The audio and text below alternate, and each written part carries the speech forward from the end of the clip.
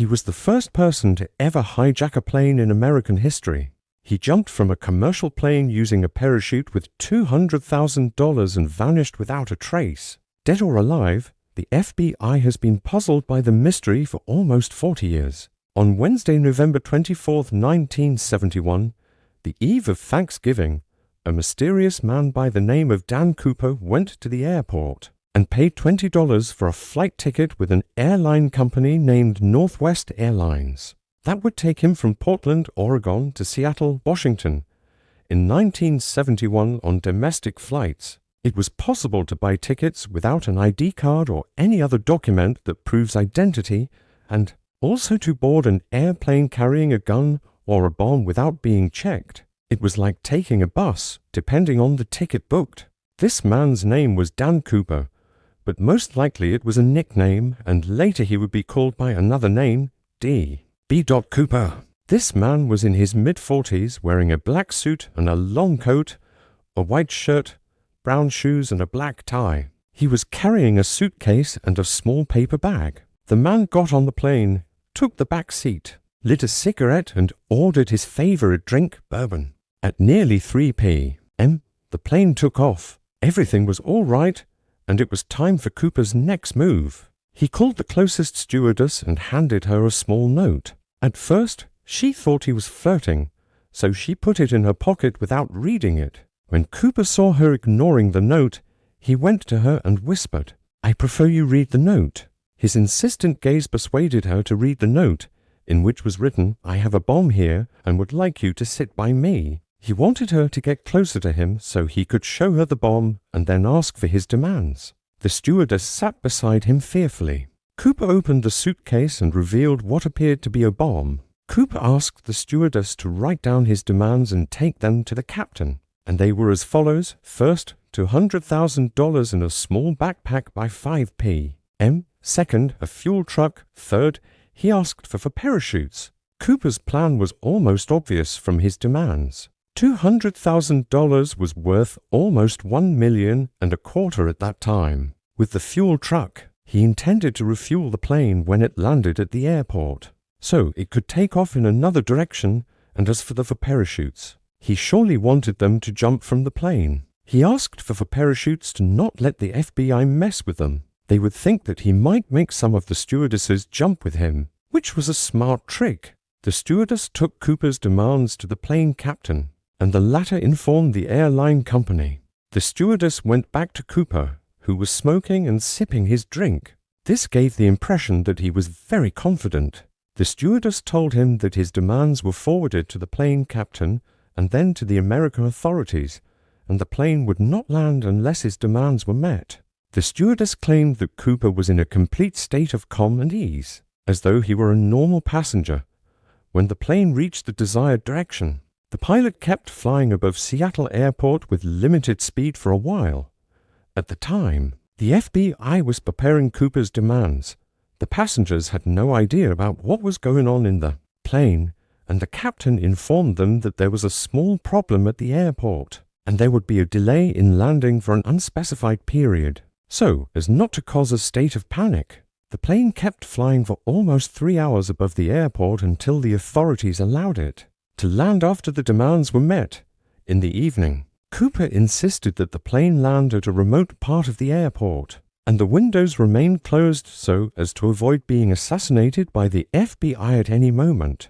He was a smart guy. He took everything into consideration, even the smallest things. When the plane landed, all of Cooper's demands had been met. Cooper got the ransom money, the parachutes, and the plane was refueled. He then released all the passengers and kept the plane staff. Cooper then asked the pilot to take off for the second time to Mexico and to fly at 10,000 feet with the landing gear down. The American authorities ordered two fighter jets to pursue the plane. The planes were supposed to fly unnoticed, and because it was evening and raining, it made it difficult for Cooper to notice them. But in any case, he knew that he would probably be pursued by planes. It was almost 8 p.m. when Cooper ordered the stewardesses to join the pilot in the cockpit and left him alone. After a while, the pilot got an alert that the plane's rear door had been opened. The plane was a Boeing 727 which had a stairway door that could be opened by anyone during a flight. When the pilot noticed that the stairway had been opened and they were losing pressure, they thought that Cooper had jumped. The stewardesses went back to the passenger area and found the door opened. Cooper had vanished with the bomb suitcase, and parachutes were left behind. Cooper had jumped over a forest between Seattle and Reno, a city in Nevada.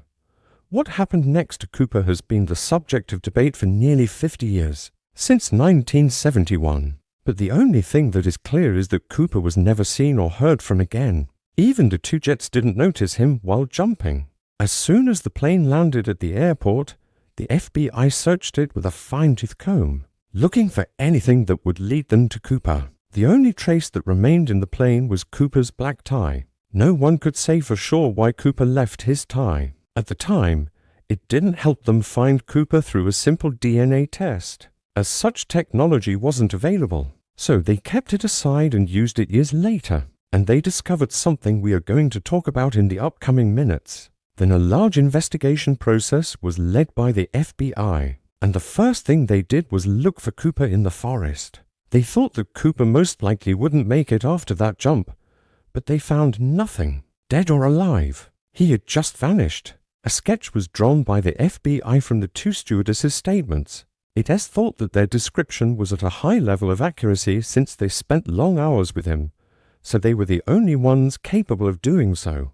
Cooper was about 6.1 feet tall and weighed about 80 kilograms. He was in his mid-40s, had brown eyes, his voice was hoarse and his speech was slurred, but his use of words seemed intelligent. Some of you may think that Cooper had an accomplice. The FBI ruled out this possibility because the pilot assured them that he had personally chosen the flight path after they took off from Seattle Airport and headed for Mexico. Before handing Cooper the money, the FBI pre-recorded the serial numbers, and the $200,000 was made up of $20 bills, meaning that if Cooper tried to use it anywhere, the FBI would be absolutely informed.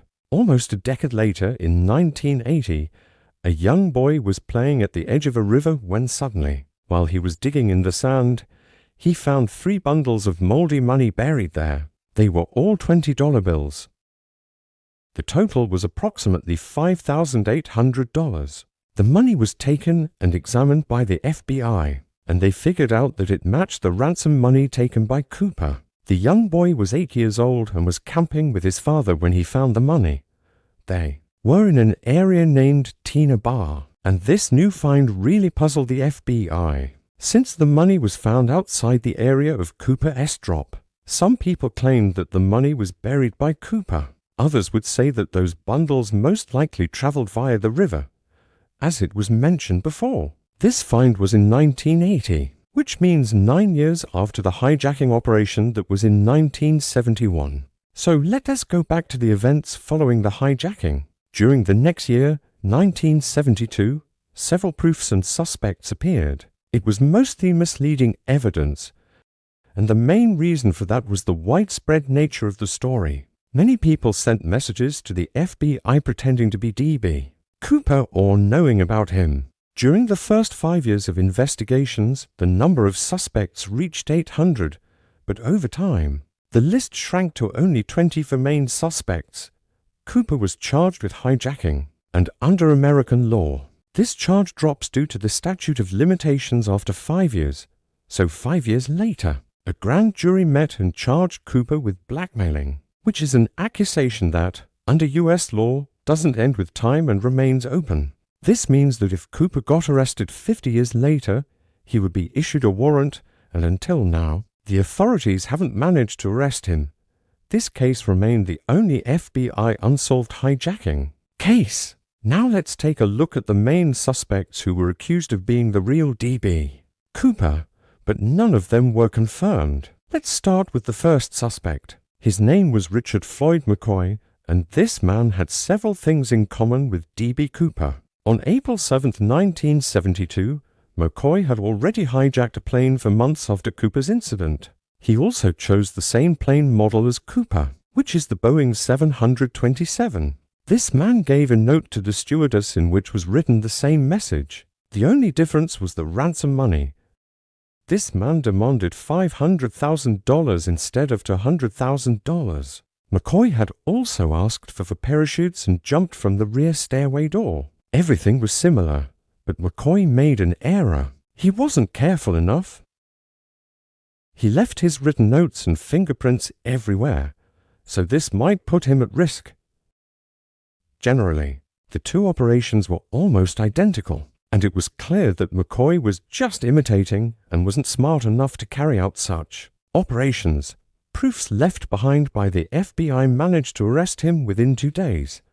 McCoy was sentenced to 45 years in prison for hijacking. There were accusations that said this was DB Cooper, and he repeated the operation twice, but they weren't proven. The FBI ruled out that this was DB Cooper because, from their point of view, despite the apparent similarity between the two operations, there was a big fundamental difference between them. McCoy's picture was shown to the witnesses that had interacted with DB Cooper, and they said no, it wasn't him. Another thing that proved McCoy wasn't DB Cooper is that McCoy was with his family in Utah celebrating Thanksgiving just after the day of Cooper's hijacking. So, all these facts prompted the FBI to exclude McCoy from the suspects list. As for the second suspect, whose name was Dwayne Weber, this person confessed to himself and claimed to be B. Cooper. But on his death in 1995, 25 years after the incident, his wife, Jo Weber, said that when Dwayne was dying, he asked her to come close to him and he whispered, "I am Dan Cooper."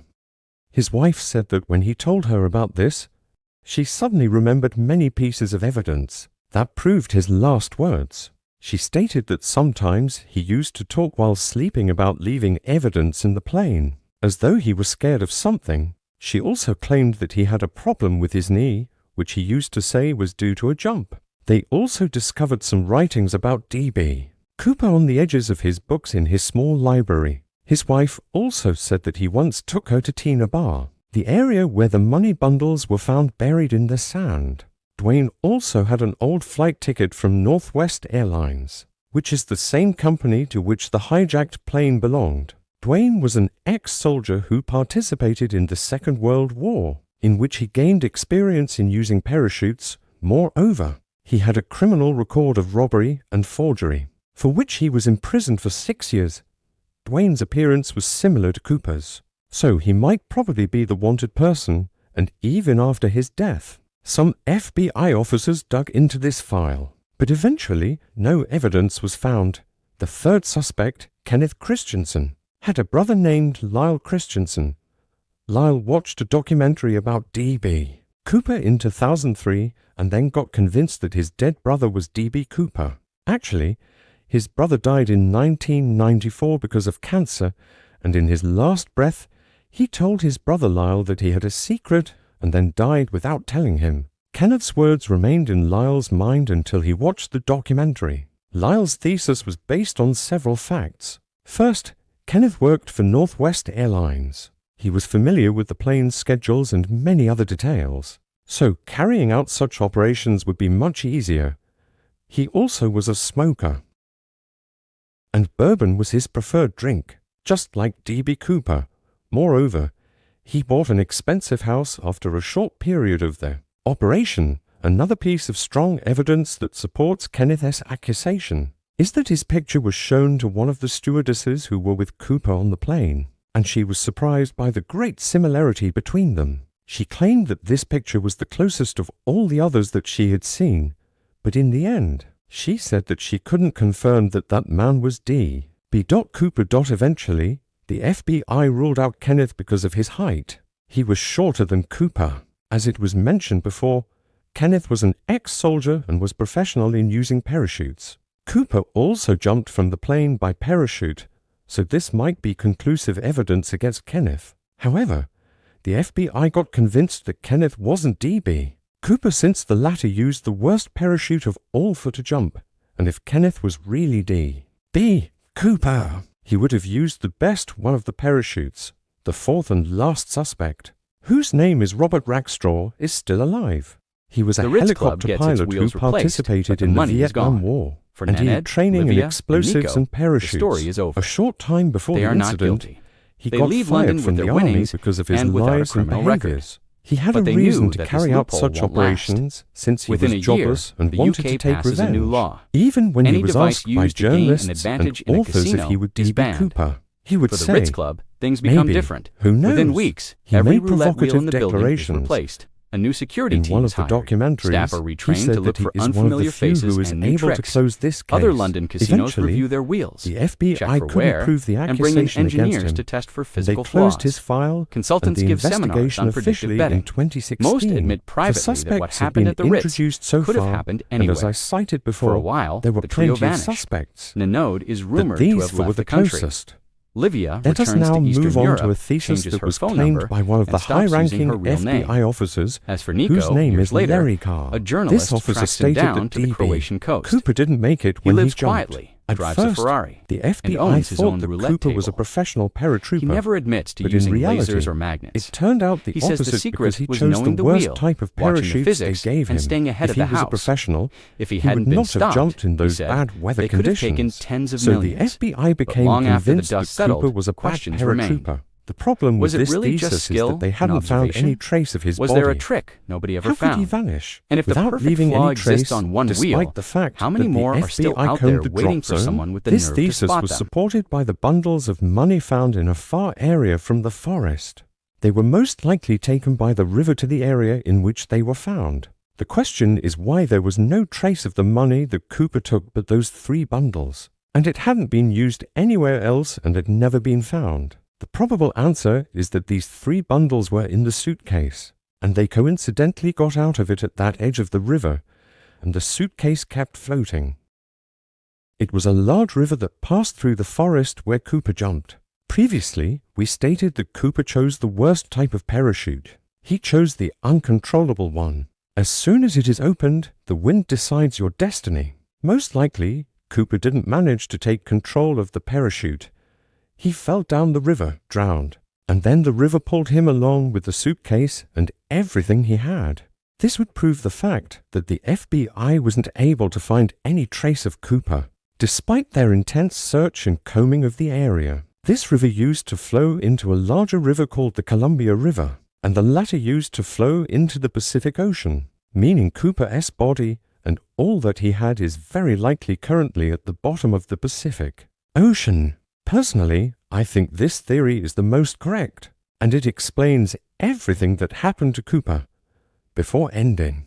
Do you still remember Cooper's tie that was left on the plane? After DNA was discovered, they examined it and discovered rare chemicals on it that are only utilized in the factories of Boeing, the manufacturer of the plane hijacked by Cooper. This may be an indication that Cooper was a Boeing worker, but on the whole, this did not lead to any conclusive evidence proving D.B. Cooper's real identity.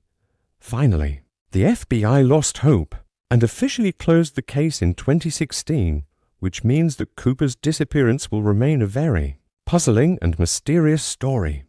Explore more real cases of robberies, fraud, and scams from around the world on my channel. Don't forget to like and subscribe. Thank you for watching.